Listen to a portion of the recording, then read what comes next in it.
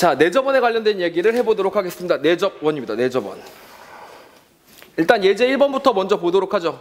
예제 1번이 재미있는 문제입니다. 예제 1번은 내접원을 복습하는 용도로 써도 재미있어요. 그냥 거기서 그냥 끝내도 됩니다. 근데 여러 가지 면들을 관찰할 수 있기 때문에 다양한 얘기들을 좀 해드리도록 하겠습니다.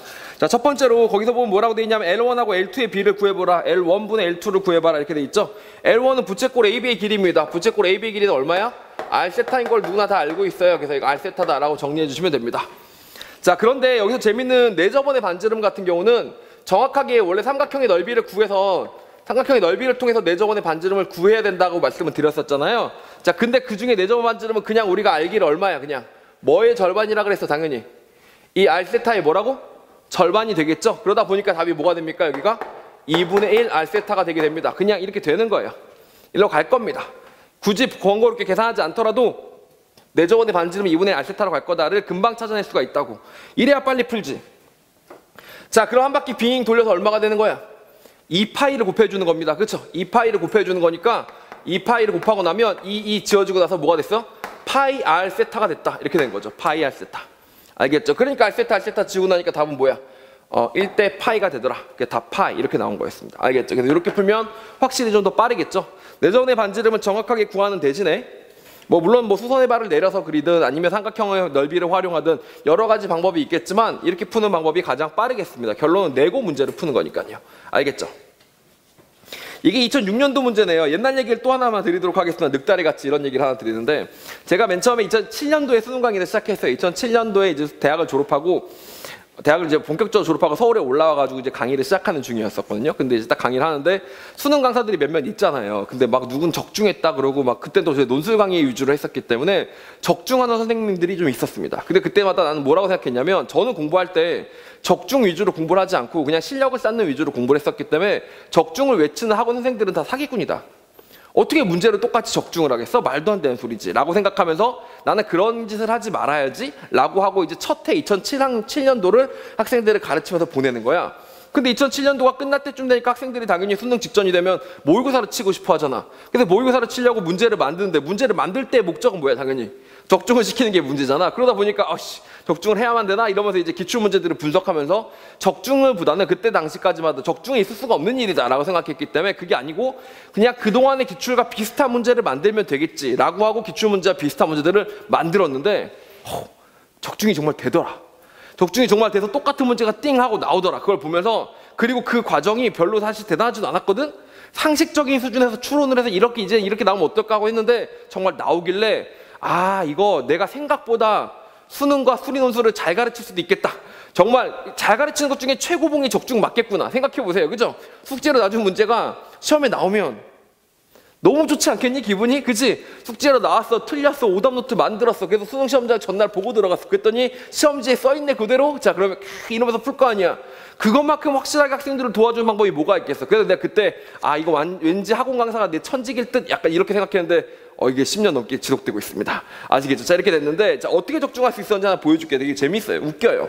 참 병신 같다는 생각을 했습니다. 자, 예제 1번 보시면요. 부채꼴 안에 삼각형 안에 원이 있습니다. IQ 테스트예요. 다시 보세요. 부채꼴 안에 삼각형 안에 원이 있는 도형이 나왔죠. 근데 1년 후에 2007년도 예제 2번으로 넘어가 보세요. 부채꼴이 커지더라고. 뭐로 커졌어요?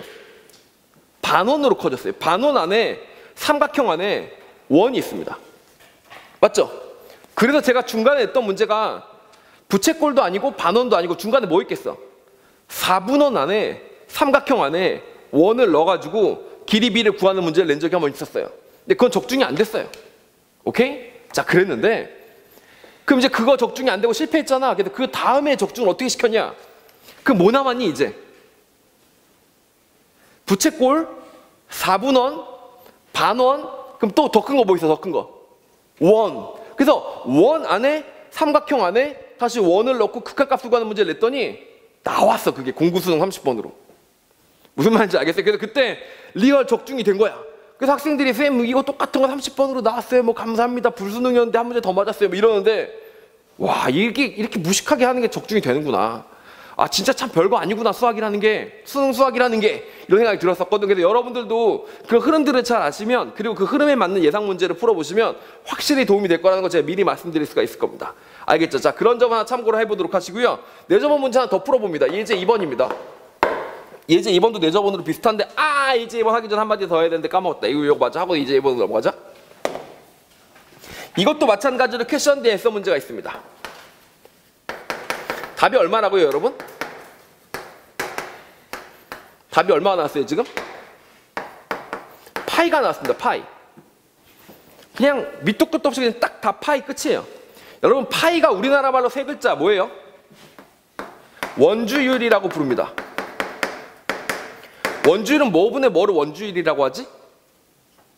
원주를 지름으로 나눈 겁니다. 지름 대비 원주가 3.14배더라, 이런 얘기가 되는 겁니다. 알겠죠?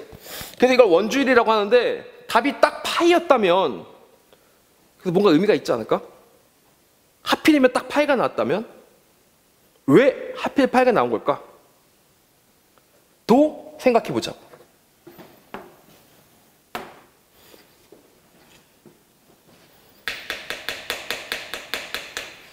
왜 파이가 나오는 걸까? 뭐가 먼저인지는 사실 뭐 배가 먼저인지 배꼽이 먼저인지 닭이 먼저인지 달걀이 먼저인지 뭔지 모르겠어요. 자, 근데 이렇게 생각해 보시면 됩니다. 보세요. 세타를 점점 정말 0으로 보내보세요. 세타를 점점 0으로 보내보면 부채꼴의 이 호가 약간 이런 느낌이 되겠죠. 직선처럼. 현도 이렇게 생긴 직선이 되겠죠. 세타가 0으로 가다 보니까 거의 이렇게 만들어지게 되겠죠.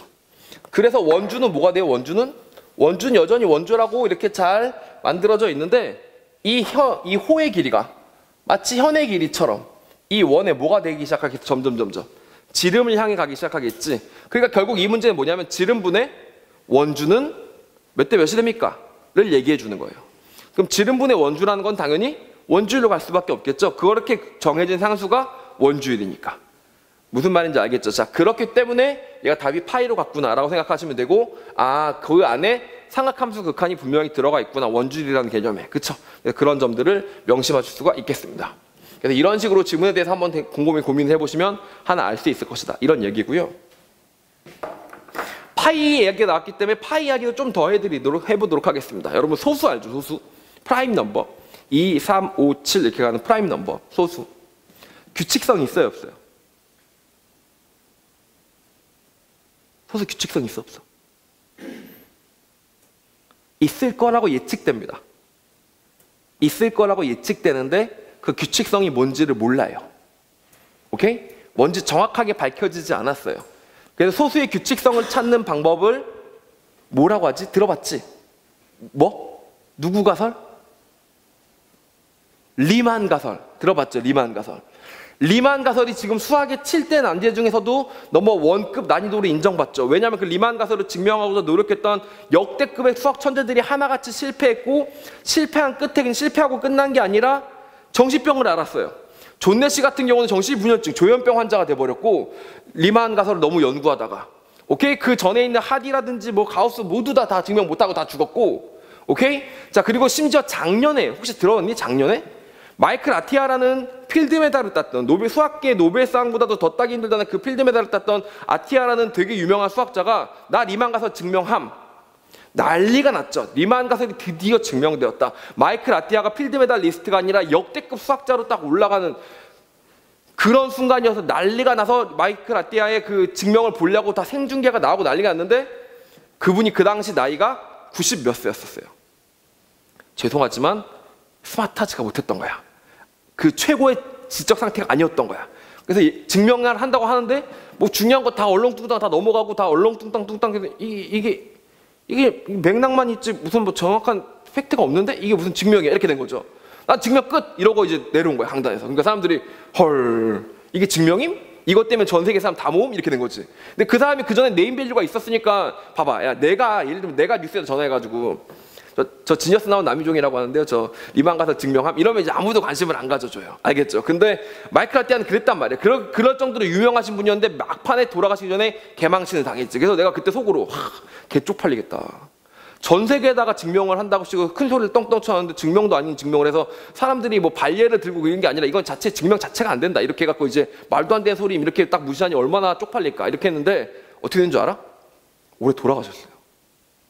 올해 돌아가셨어요. 쪽팔려서 돌아가신 건 아니고 하여튼 제 생각에 돌아가시기 전까지니까 아마 좀 지적으로 이렇게 완벽한 상태가 아니었을 수도 있겠죠. 그렇죠? 그랬을 정도입니다. 그래서 이제 이게 리만가설의 저주다. 뭐 이런 소리가 있을 정도로 리만가설은 끝판왕급 대접을 받습니다. 뭘 하고? 뭘 찾는 가설이라고? 뭐에 관련된 거라고? 소수의 규칙성을 찾는 거에 대한 얘기예요.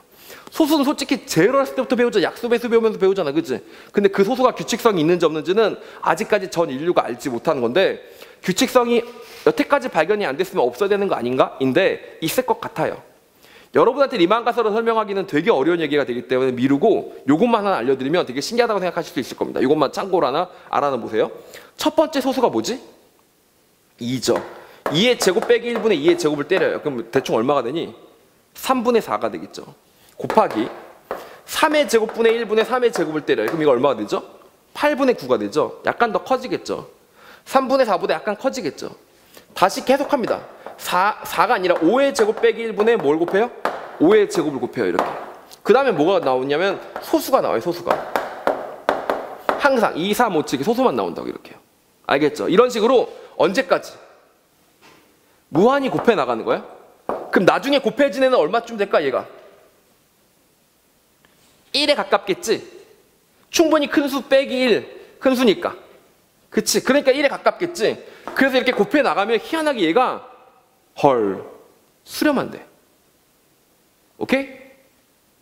어디로 수렴하냐면 6분의 파이의 제곱으로 수렴한대요. 갑자기 원주율, 갑툭 튀, 원주율이 툭 튀어나온 거야. 이거 무슨 말인지 아시겠어요? 그러니까 뭔가 뭐 어떨 것 같아? 약간 규칙성이 있을 것 같지. 규칙성이 있을 것 같지. 왜냐하면 하필이면 소수들만 모으면 어떻게 된다고? 소수는 숫자에 대한 얘기들인데 갑자기 그게 동그라미 비율하고 어떻게 된다고 서로? 맞아 떨어진다는 게 뭔가 연관이 있을 것 같지. 그래서 사람들이 소수가 분명 규칙성이 있는 것 같다. 근데 잘은 모르겠다 이렇게 들어가는 거고 리만가설이 아예 증명이 안 된 건 아니고요. 어느 정도까지 주제가 점점 좁혀지고 있는데 그 리만가설을 증명하는 가우 중에 나온 게 뭐냐면 어떤 비자명한 0점들이 어떤 그 간격을 띠면서 나오는지까지 연구가 들어갔는데 그 간격에 대해서 연구를 해보니까 희한한 게 이건 소수에 대해서 연구하다 보니까 뭐 간격을 연구하게 된 건데 그거는 수학이고 어떤 물리학자가 원자의 뭐 전자준인가 뭐 그거에 간격하고 그 소수가 소수로 리만가설을 문제 풀다 보면 나온 그 간격하고 둘이 어떻대? 알고 보니까 똑같대. 근데 왜 똑같은지는 아무도 모르겠는데 하여튼 똑같대. 그 뭐가 있긴 있다. 근데 뭔데? 몰라. 이렇게 되는 거예요 지금. 그래서 모든 수학자들이 지금 아직도 밥 먹고 이것만 연구하고 있습니다. 최고의 수학자들은. 오케이? 그래서 만약에 걔 듣보잡인데 이거 리만가설 완벽하게 증명하면 갑자기 전 세계 최고의 수학자 레벨로 딱 올라가게 되는. 알겠죠? 여러분 혹시 대학 좀 쉽게 가고 싶으면 수능 공부하고 논술 공부하고 내신 대비하고 뭐 이런 거 너무 힘들고 1등급 받기 너무 힘들다. 그러면 어떤 방법이 있다고? 리만가설을 증명하신 다음에 뭐 대학에 들어갈 필요가 뭐가 있겠습니까? 아니 바로 교수로 가세요. 알겠죠? 아니면 교수나 총장 뭐 이런 걸로 가세요. 내가 리만가설을 증명했어 이러면 바로 총장 콜. 오케이? 인터뷰 몇 번 해주시고 뭐 세계적으로 강연 몇 번 해주시고 그럼 거부가 될 수 있습니다. 그리고 당장 상금 줄걸? 10억인가? 그 10억은 뭐 큰 돈이 아니지만 큰 돈인데 리만가설을 증명하는 거의 난이도에 비하면 큰 돈이 아니지만 그것만 받으면 되는 게 아니라 그거를 받은 사람이면 이제 돌아다니면서 강연 한 번만 해도 10억씩은 땡길 수가 있을 겁니다. 무슨 말인지 아시겠죠? 이렇게 해서 한번 해보시는 방법도 그게 이제 인생을 쉽게 사는 방법 중에 한 가지죠. 과연 쉽게 사는 거냐? 그래서 정신병에 걸리지 않을 것이냐? 자 이렇게 되는 건데 그런 문제가 있습니다. 자 여담이었고 우리는 수능 공부만 철저히 하도록 하겠습니다. 너네한테 증명된 리만가설이었으면 궁금하지도 않았을 겁니다. 알겠죠? 누가 뭘 했더라? 들은 말 중에 좀 멋있었던 말이 있는데 당신이 500년 후에 다시 깨어난다면 첫 번째로 무엇을 물어보겠습니까? 라고 어떤 수학자한테 물어봤더니 하디였나 힐베르트였을 것 같습니다. 이렇게 물어봤더니 힐베르트가 리만가설은 증명되었습니까? 라고 물어볼 거라 그랬다고. 존나 멋있지 않아요? 안 멋있어요? 나는 작년에 수업할 때랑 올해 수업할 때 다른데 작년에 수업할 때는 마이크 라티아가 자기가 언제 몇 월 며칠에 리만가설을 증명하겠습니다 라고 발표할 때 수업을 했었어. 수업을 막 하는데 애들한테 야 너네 지금 곧 있으면 소수 규칙성이 발견될 거야. 진짜 우리는 역사적인 순간을 같이 하고 있는 거야. 막 이렇게 얘기를 했는데 아니래. 아니래. 증명한 거 아니었대요. 자, 이렇게 됐고, 지금은 여러분한테 다시 설명하는데 어떻게 됐다고? 돌아가셨대. 이렇게 된 거예요. 원래 여러분 수학 교재를 쓰면요, 수학 교재 안에 들어있는 내용은 잘 안 바뀝니다. 역사하고 비슷해 수학 교재 내용이 안 바뀌는데 리만 가서 쪽은 계속 업데이트가 되고 있어요. 아직도. 알겠죠? 그래서 그런 부분들이 있다라는 걸 참고로 한번 해보시면 되고, 예제 2번 내저번에 대한 얘기 다시 한번